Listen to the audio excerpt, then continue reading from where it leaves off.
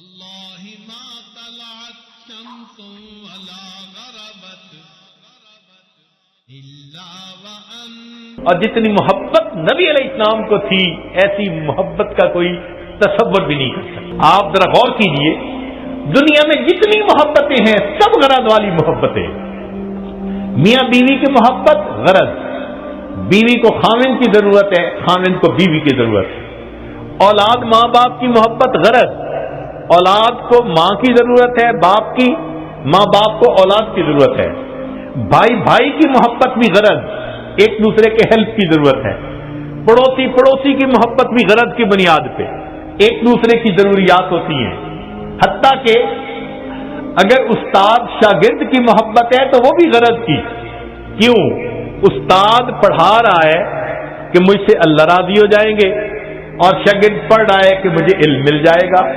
حتیٰ کہ پیر مرید کی محبت بھی غرض کی محبت، کہ مرید کے دل میں میری تربیت ہوگی اور پیر کے دل میں کہ اللہ راضی ہو جائیں گے.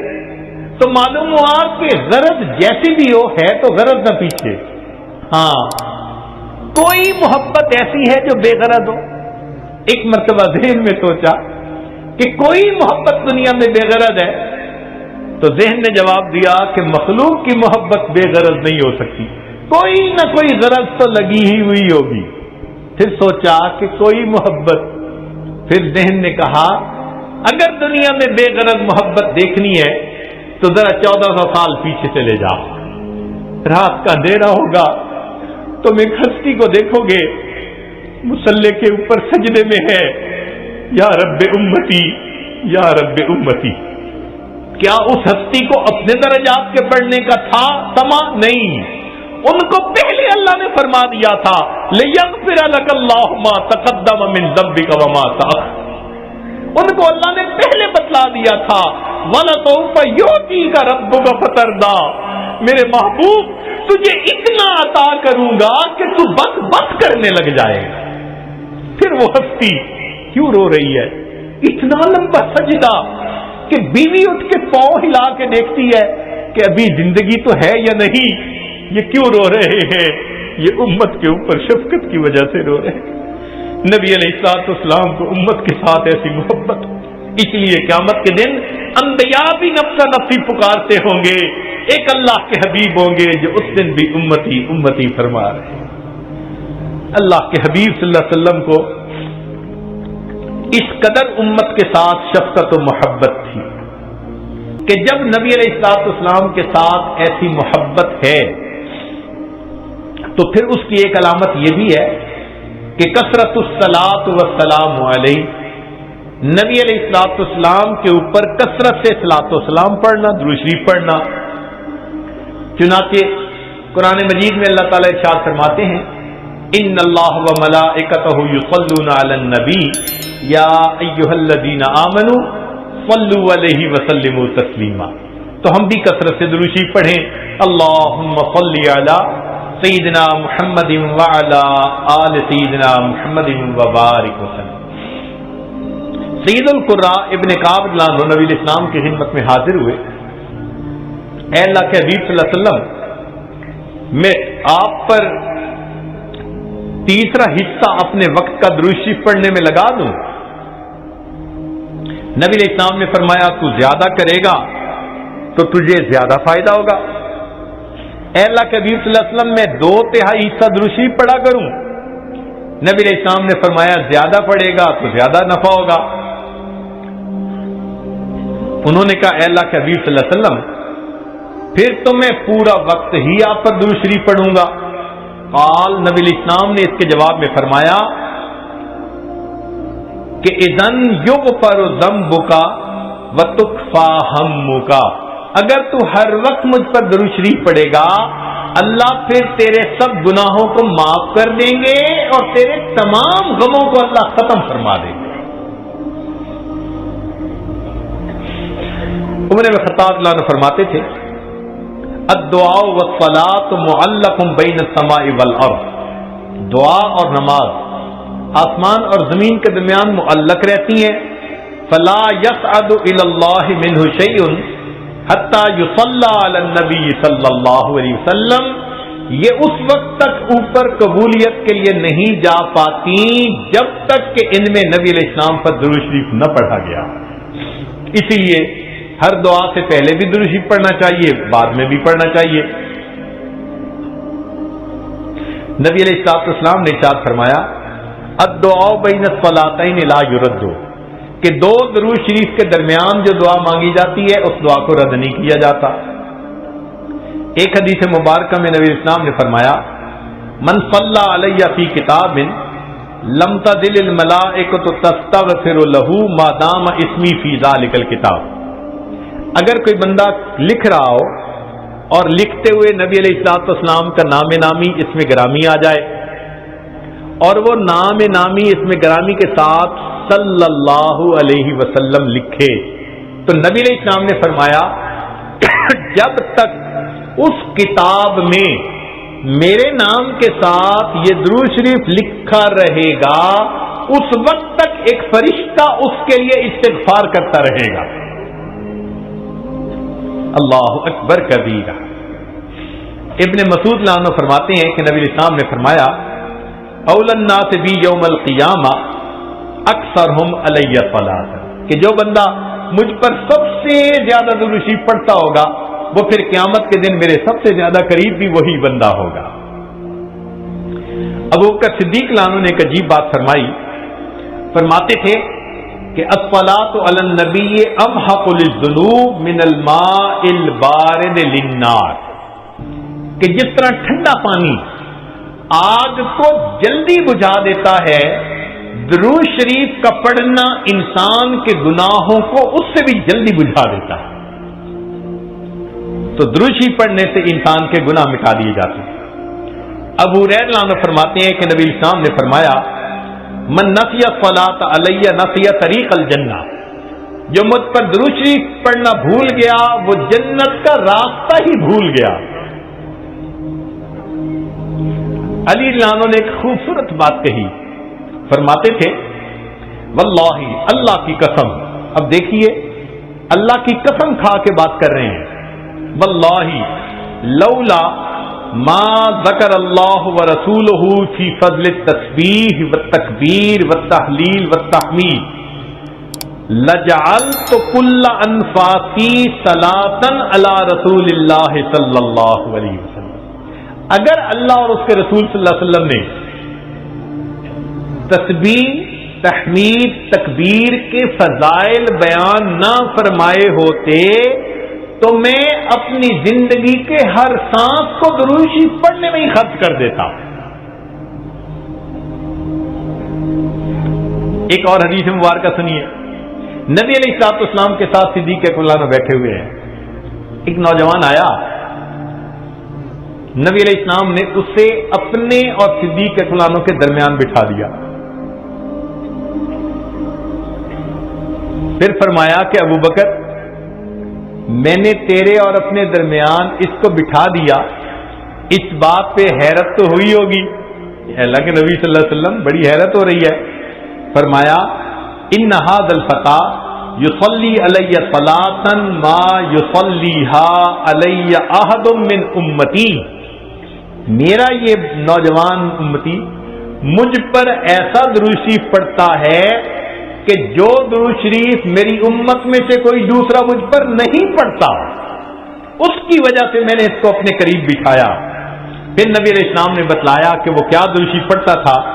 اللہم صلی علی محمد عدد من صلی علیہ وصلی علی محمد عدد من لم یصلی علیہ وصلی علی محمد کما امرت بالصلاۃ علیہ وصلی علی محمد کما تحب ان یصلی علیہ وصلی علی محمد کما ینبغی ان یصلی علیہ. چنانچہ ہمارے اکابر علماء دیوبند نے باقاعدہ تفصیل لکھی ہے کہ کس کس موقع پر درود شریف پڑھنا چاہیے. دخول المسجد والخروج منہ، مسجد میں داخل ہوتے ہوئے یا مسجد سے نکلتے ہوئے درود شریف پڑھنا چاہیے. والتشہد، اتحیات میں بھی درود شریف سب پڑھتے ہیں. ورؤیت المساجد، جب مسجد پر نظر پڑے تو اس وقت بھی درود شریف پڑھنا چاہیے. دخول الاسواق، بازار میں داخل ہوتے ہوئے درود شریف پڑھے. دخول البیت والخروج منہ، گھر میں داخل ہوتے ہوئے گھر سے نکلتے ہوئے بھی درود شریف پڑھنا چاہیے. نسیان الحاجہ، اگر بندہ کوئی بات بھول جائے، چیز رکھ کے بھول جائے، بات بھول جائے، اس وقت بھی نبی علیہ السلام پر درود شریف پڑھنا چاہیے. وقت الفقر، تنگ دستی کے وقت میں بھی درود شریف پڑھے. فی البدایت فی العلم، اور جب کتاب پڑھنے بیٹھے اس وقت بھی درود شریف پڑھے. فی البدایت فی الخطب، جب خطبہ دینا ہو، بیان کرنا ہو تو بھی درود شریف پڑھے. والانتہاء من مجالس العلم، جب علم کی مجلس کا اختتام ہو تو بھی درود شریف پڑھے.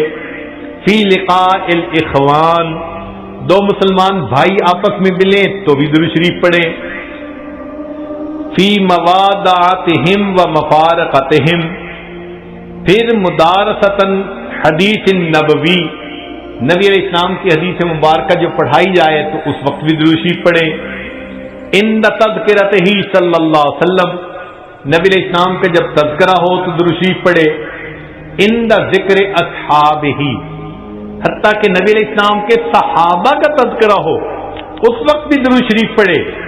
عند ذکر شیء من معاصرہ، نبی علیہ السلام سے نسبت رکھنے والی کوئی یادگار چیز کا تذکرہ ہو تو اس وقت بھی درود شریف پڑھے.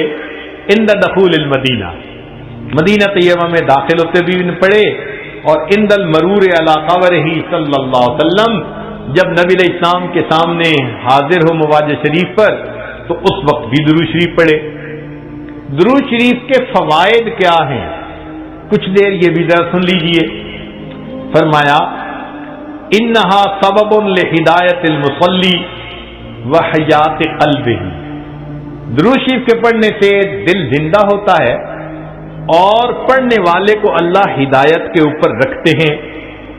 انہا سبب لزیادت محبت رسول اللہ صلی اللہ علیہ وسلم، درود شریف کے زیادہ پڑھنے سے نبی علیہ الصلوۃ والسلام کے ساتھ زیادہ محبت بڑھ جاتی ہے. انہا سبب لزیادت محبت العبد لرسول اللہ صلی اللہ علیہ وسلم، جو درود شریف زیادہ پڑھتا ہے اس بندے کی محبت نبی علیہ السلام کے قلب مبارک میں بھی زیادہ ہو جاتی ہے. انہا سبب قرب العبد من ربہ یوم القیامہ، درود شریف کا زیادہ پڑھنا قیامت کے دن اللہ رب العزت کے قرب کا سبب بنتا ہے. انہا اداء لشیء من حقہ صلی اللہ علیہ وسلم، نبی علیہ الصلوۃ والسلام کے جو احسانات ہیں، درود شریف کا زیادہ پڑھنا گویا ان احسانات کا بدلہ چکانے والی بات ہے. انہا سبب کفایت اللہ عبدہ ما اہمہ، جو پریشانیاں ہوتی ہیں درود شریف کے صدقے اللہ رب العزت ان پریشانیوں کو ختم کر دیتے ہیں. انہا سبب اجابت الدعاء، دعا کی قبولیت کا یہ سبب ہوتا ہے. انہا سبب زکوٰۃ و طہارت للمصلی، جو درود شریف پڑھنے والا ہے اس کا دل اس سے صاف ہوتا ہے، اس کا نفس پاک ہوتا ہے. اور ایسے آدمی کو حدیث میں پاک میں فرمایا کہ جو درود شریف زیادہ پڑھتا ہے وہ بخیل نہیں ہوتا. پھر جو درود شریف زیادہ پڑھتا ہے وہ قیامت کے دن کی حسرت سے بچ جاتا ہے. اور جو درود شریف زیادہ پڑھتا ہے ملائے اعلیٰ میں اس بندے کی تعریفیں بہت ہوتی ہیں، اور اس کے عمر میں اس کے وقت میں اللہ برکتیں عطا فرما دیتے ہیں. اور انہا سبب لتثبیت قدم العبد علی الصراط، جو بندہ درود شریف زیادہ پڑھتا ہے قیامت کے دن پل صراط سے گزرتے ہوئے اس کے پاؤں اتنے مضبوط ہوں گے، درود شریف زیادہ پڑھا ہوگا. اور ایک اور بات، انہا سبب لثقل کفۃ المیزان، کہ یہ درود شریف میزان کے پلڑے کے بھاری ہونے کا سبب بن جائے گا. اب اس بارے میں ایک حدیث مبارکہ ہے، وہ ذرا سن لیجئے کہ درود شریف کا قیامت کے دن کیا سبحان اللہ کیا شان ہوگی. ایک حدیث مبارکہ علامہ جلال الدین سیوطی رحمۃ اللہ علیہ نے التذکرہ میں اس کو ذکر کیا ہے، اور ابن ابی دنیا اور نمیری نے اس کو الاعلام کتاب میں ذکر کیا ہے. فرماتے ہیں کہ عبداللہ رضی اللہ عنہ ایک صحابی اس کے راوی ہیں کہ نبی علیہ السلام نے ارشاد فرمایا ان لآدم علیہ السلام من اللہ عز وجل موقفا فی فصح من العرش. قیامت کے دن آدم علیہ السلام کو اللہ تعالیٰ عرش کے سامنے ایک ایسی جگہ عطا فرمائیں گے علیہ ثوبان اخضران، ان پر 2 سبز کپڑے ہوں گے، یعنی سمجھیں تہبند بھی سبز اور کرتا بھی سبز. کأنہ نخلۃ صحوق، جیسے شاخیں کٹی ہو نا تو سیدھا کھجور کا درخت ہوتا ہے، اس طرح آدم علیہ السلام کا اونچا لمبا قد مبارک ہوگا. ينظر الى من ينطلق به من والده الى الجنہ ومن ينطلق به الى النار. اونچے قد کی وجہ سے آدم علیہ السلام دیکھ رہے ہوں گے کہ ان کی اولاد میں سے کس کو جنت لے جایا جا رہا ہے اور کس کو جہنم لے جایا جا رہا ہے. فبین آدم علی ذلک، آدم علیہ السلام اس حال میں ہوں گے اذ نظر الی رجل من امت محمد صلی اللہ علیہ وسلم، کہ وہ نبی علیہ السلام کی امت میں سے ایک بندے کو دیکھیں گے ينطلق به الی النار، کہ اس کو فرشتے گھسیٹ کر جہنم کی طرف لے کے جا رہے ہوں گے. فینادی آدم علیہ السلام، تو آدم علیہ السلام پکاریں گے یا احمد یا احمد، نبی علیہ السلام کا نام پکاریں گے. آپ صلی اللہ علیہ وسلم کا نام محمد بھی اور آپ صلی اللہ علیہ وسلم کا نام احمد بھی، اسمہ احمد. تو آدم علیہ السلام نبی علیہ السلام کا نام پکاریں گے یا احمد یا احمد. فیقول علیہ الصلوۃ والسلام، اس نام کو سن کر نبی علیہ الصلوۃ والسلام جواب میں کہیں گے لبیک یا ابا البشر، اے بشر کے والد، لبیک میں حاضر ہوں. فیقول، وہ بتلائیں گے ھذا رجل من امتی کا، یہ آپ کی امت کا ایک بندہ ہے، ينطلق به الی النار، اس کو جہنم کی طرف لے جایا جا رہا ہے. قال صلی اللہ علیہ وسلم، نبی علیہ السلام نے فرمایا فاشد المئزرہ، میں اپنی چادر کو کس کے باندھ لوں گا.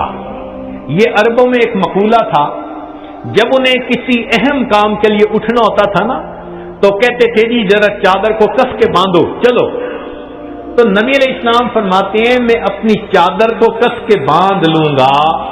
وَأَسْرَعُ فِي أَثَرِ الْمَلَائِكَةِ، اور میں تیزی سے چلوں گا ان فرشتوں کے پیچھے جو میرے امتی کو جہنم لے کے جا رہے ہوں گے. فَأَقُولُ، اور میں یہ کہوں گا یا رسول ربی، اے میرے رب کے نمائندو، کیفو، رک جاؤ. فیقولون، وہ آگے سے جواب دیں گے نحن الغلاد الشداد، ہم بڑے قوی اور سخت گیر ہیں. لا نعصی اللہ تعالی ما امرنا، جو اللہ حکم دیتا ہے ہم اس کی نافرمانی نہیں کرتے. ونفعل ما نؤمر، اور ہم وہ کرتے ہیں جس کا ہمیں حکم ملتا ہے. فَإِذَا آیَسَ النَّبِيُّ صلی اللہ علیہ وسلم، جب اللہ کے نبی صلی اللہ علیہ وسلم ان سے مایوس ہو جائیں گے کہ میرے کہنے کے باوجود یہ فرشتے جا رہے ہیں لے کے جہنم کی طرف، رک نہیں رہے، تو نبی علیہ السلام فرماتے ہیں قبض علی لحیتہ بیدہ الیسری واستقبل العرش بوجہہ. نبی علیہ السلام اپنے بائیں ہاتھ سے اپنی ریش مبارک کو پکڑیں گے اور اپنے چہرے انور کو آسمان کی طرف کر کے دیکھیں گے، عرش کی طرف کر کے دیکھیں گے. عربوں میں یہ ایک طریقہ تھا کہ جب کسی سے معافی مانگنی ہوتی، منانا ہوتا، تو عاجزی کا طریقہ تھا کہ داڑھی پہ ہاتھ رکھ کے بڑی لجاجت کے ساتھ اس کی طرف محبت سے دیکھتے تھے، فریاد کرتے تھے بھئی ہم پہ رحم کھا لو. نبی علیہ السلام جب فرشتوں کو دیکھیں گے کہ وہ رک نہیں رہے، میری امتی کو لے کے جہنم میں جا رہے ہیں، آقا صلی اللہ علیہ وسلم فرماتے ہیں میں اپنی بایاں ہاتھ اپنی ریش کے اوپر رکھوں گا اور میں آسمان عرش کی طرف اپنے چہرے انور کے ساتھ دیکھوں گا.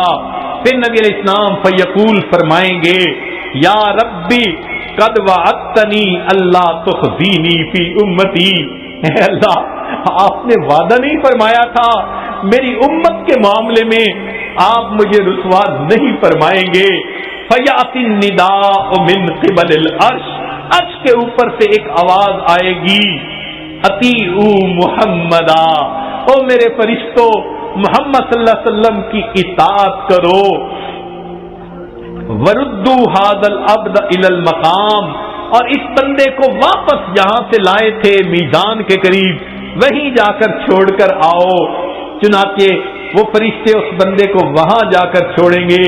فیخرج صلی اللہ علیہ وسلم، اب دوبارہ وزن شروع ہوگا.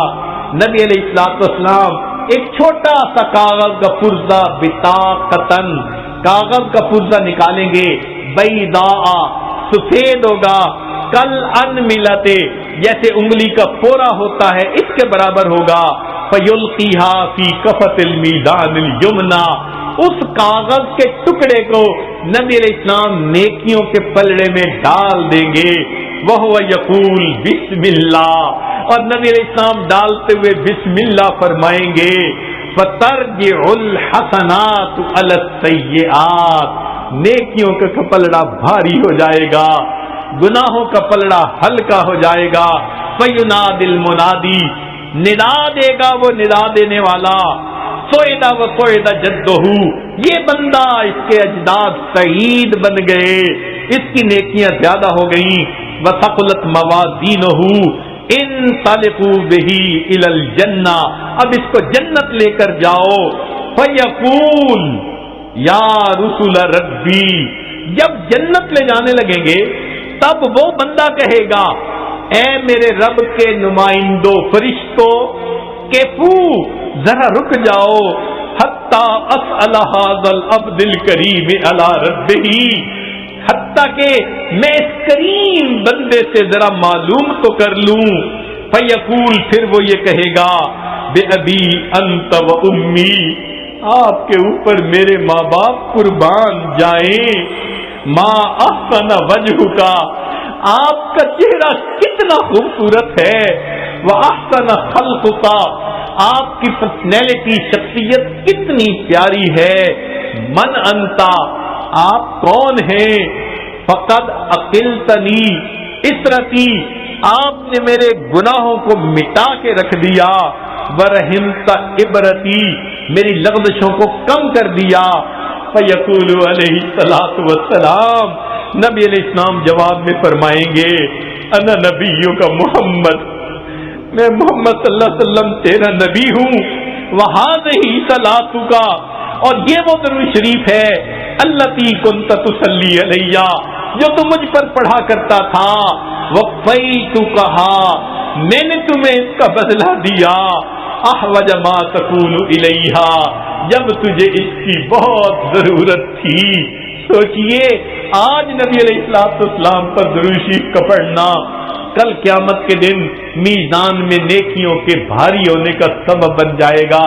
دعا ہے اللہ رب العزت ہمیں اپنے حبیب صلی اللہ علیہ وسلم کی سچی محبت عطا فرمائے، ان کا احترام، ان کی عزت اکرام وہ بھی دل میں عطا فرمائے، ان کی سنتوں کی محبت کے ساتھ اتباع کرنے کی بھی توفیق عطا فرمائے، اور کثرت سے درود شریف پڑھ کر نبی علیہ السلام کی محبت کو دل میں بھرنے کی توفیق عطا فرمائے.